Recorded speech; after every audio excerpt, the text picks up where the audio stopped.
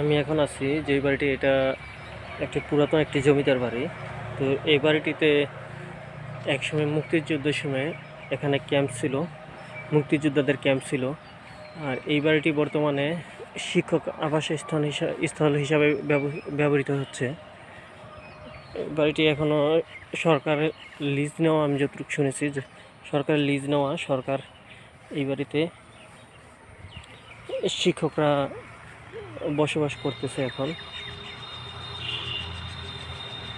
বাড়িটি অনেকাংশেই দেখা গেছে যে ধ্বংসের পথে ধরতে গেলে কিছু অংশ দেখা গেছে ইট বের হয়ে গেছে পুরাতন ভবনটি। এর আশেপাশে বেশ কয়েকটি আরও ভবন আছে, পুরাতন ভবন, তবে সেগুলো ব্যক্তি মালিকানা থাকায় সেগুলো কিন্তু রক্ষণাবেক্ষণের কারণে এটার থেকে অনেক আকর্ষণীয় হয়ে দাঁড়িয়েছে।